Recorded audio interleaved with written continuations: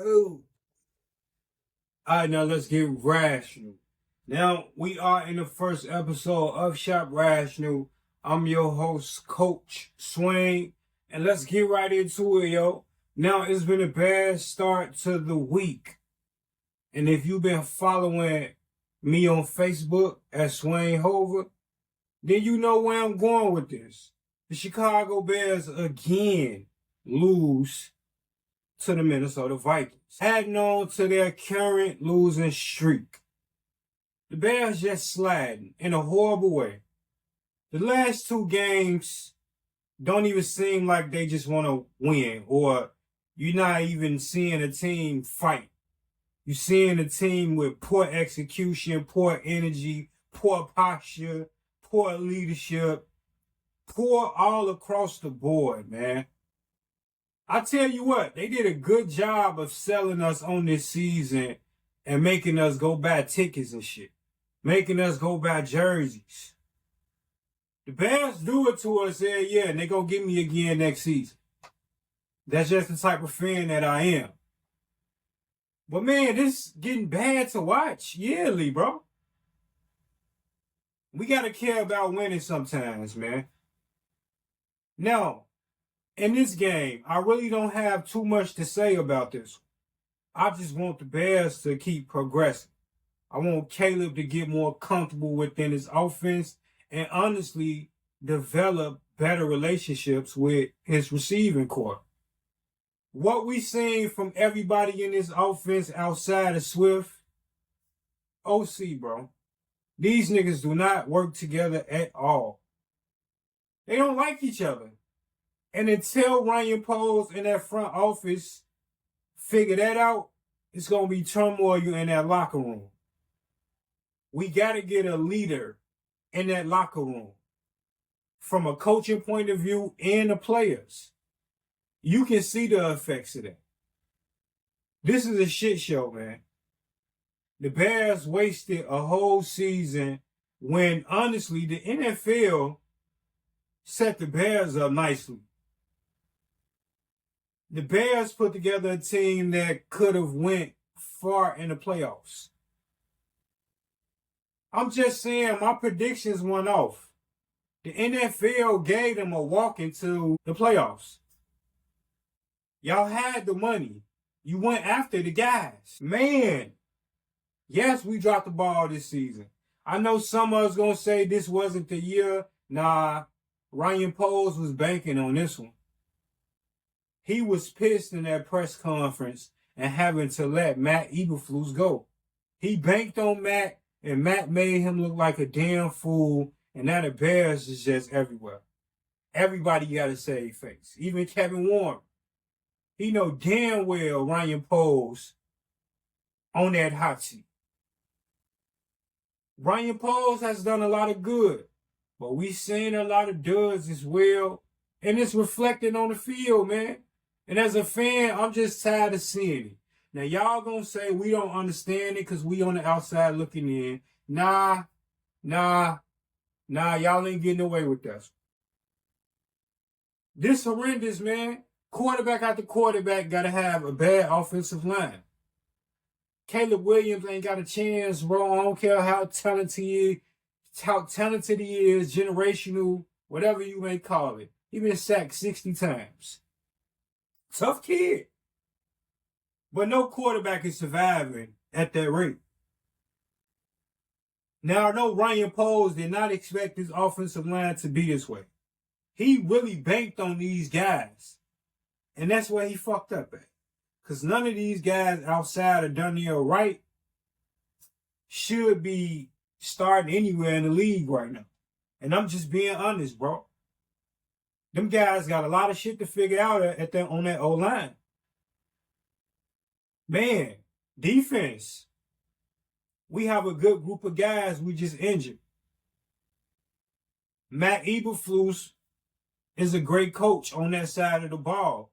And I do see him missing in full effect. Now, they still been playing solid, but the defense been giving away too many major plays and critical moments. I'm talking about 3rd and 15 type plays. cakewalks to other teams. We just can't have it. The Bears have lost their mojo. Ain't no juice in that locker room. It's dry, exhausted. We just seen another display of that. Another game where I felt like the Bears could have won. Now, I did predict them to lose in this one.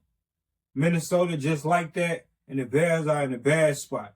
But watching the game and seeing Minnesota play, the Bears had a great chance at winning that. But once again, the offense failed to put points up when it's necessary. Like, when you got a team like that in close range, we got to capitalize. And a lot of that started with Caleb Williams as well. In this game, he missed a lot of shit. In this game, I ain't like his energy. In this game, I can tell he was very frustrated. Caleb is tired of a lot that's going on, and honestly, he been keeping his composure, bro. Now, next season, it ain't going to be nowhere near this. And I ain't even speaking from a delusional fan point of view.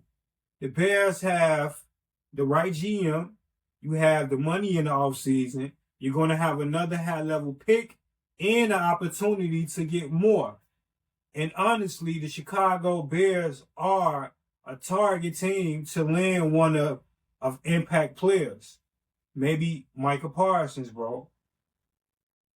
Let's make some moves this season, next offseason, man. I'm tired of seeing bullshit, and most of us in this fan base is. In a minute, Soldier Field gonna be empty, and I don't care about a new stadium. Let's put some W's on the board, some protection around Caleb, and some receivers that actually fucking like him. And most importantly, let's get a head coach.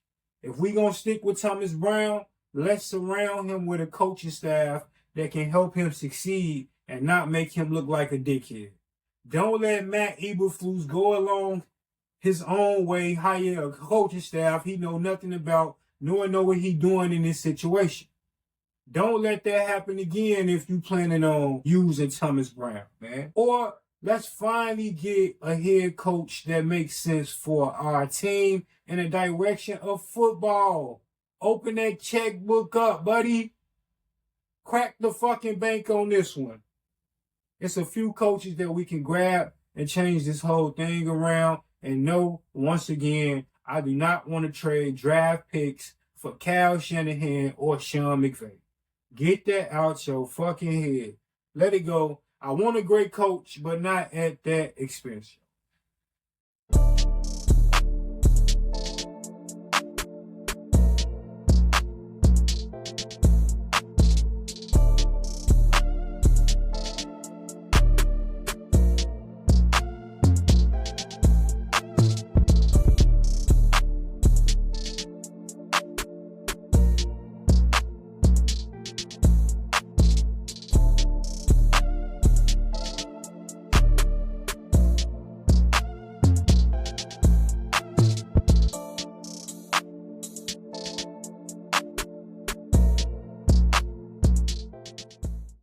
Hey, the Chicago Bears, it's time to sit Caleb Williams. There's no need for him to be in, no need for him to finish out. He ain't got enough snaps, and he's been sacked enough times. You don't have a protection plan in place for him, and you don't have the guys to pull it off. Let's not risk a major injury. Caleb has been taking some crazy shots, the last few weeks. We can't see that no more, bro. One of them hits, he might not get back up. The Bears are doing what they always do, ruin quarterbacks. Prime example of what everybody's been saying for the longest. And I've been siding with my guys for, as long as I can remember. But this time, no, bro. We tired of seeing this as fans. And I know damn sure y'all got to be tired of losing as an organization. We can't keep running through quarterbacks. We can't keep running through players and then keep blaming the wrong things. Nah, we got to look further than coaching.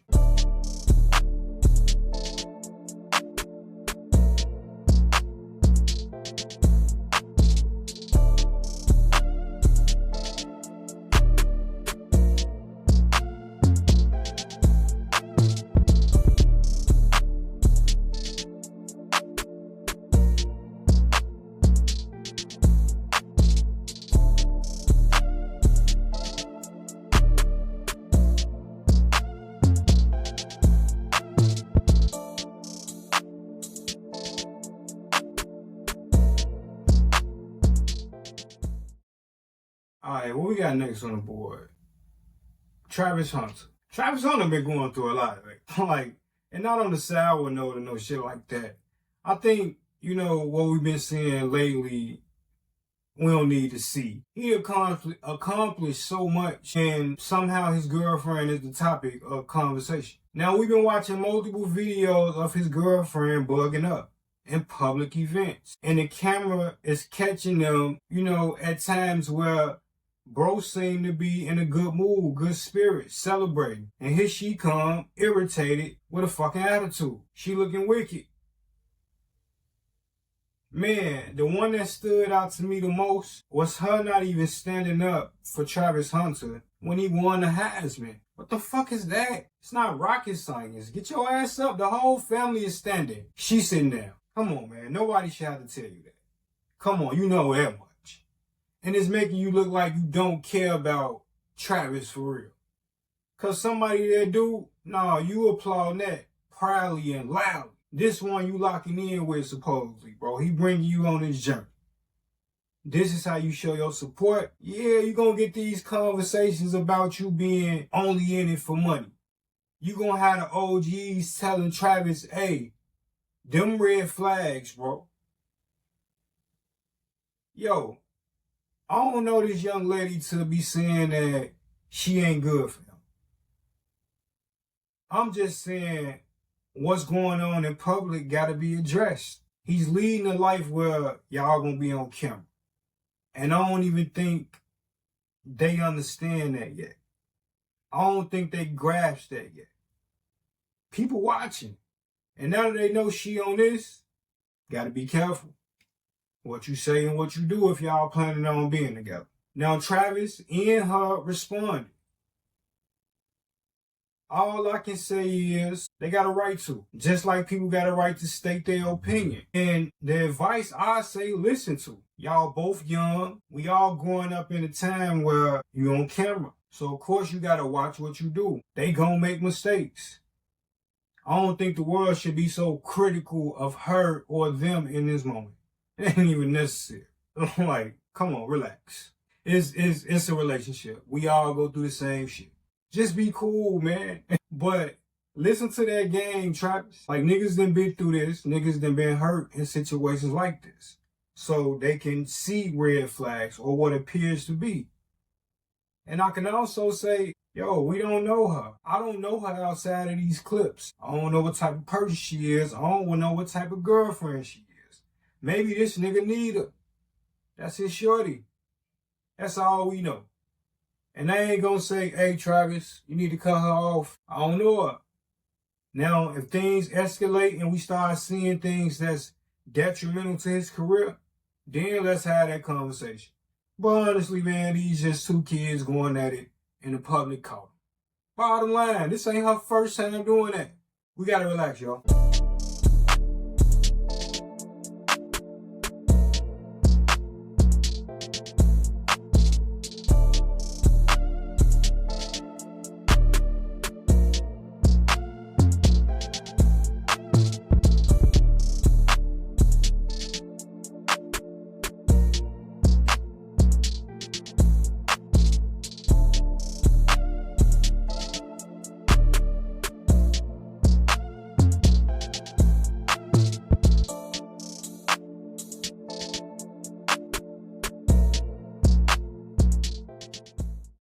Dan Campbell, Detroit Lions.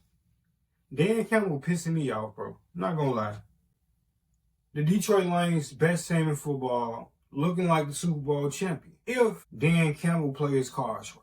Dan Campbell, top 5 head coach in the NFL. Got Detroit playing at an unbelievable level. I've never seen Detroit like this. They elite, bro. Injury or not, this team is very good. But Dan Campbell could be the kryptonite for the Lions. We like the guts he calls. We like him taking risks. We like him going on 4th down. But some of that shit ain't necessary. It be 15 minutes in the second quarter, Dan Campbell is doing an onside kick. Like, I'm just saying, he just do some bullshit and he get away with it. He trusts his players, and he just happened to have a very good football team that allows him to pull such things. I don't think he does it if he don't have the guys in the group to pull it off. He's that smart. But sometimes I wonder, like, what the fuck are you doing? Your team do not have to be in certain positions. Detroit Lions last season had an opportunity to win big. He got in front of that. And it's looking like the same thing this season. He a genius if they work. We love him if they work. Yo, all right, nigga, you getting a little bit too close to the big games, yo. We ain't early in the season no more. These games matter. We don't want to get to the big game and then Campbell do some goofy shit. Like, yo, them players gonna be pissed if he pulls some shit like that or make a decision. They gonna roll with him. He one of them coaches, but they gonna be pissed if he make a decision that don't resonate with a championship. Jared Goff been through a lot, bro. He deserved to get one. He got the team to do it. Y'all gotta follow through, and it's coming from a Bears fan. Y'all done did a lot to get to this point. Dan Campbell, I think he's gonna continue to be him.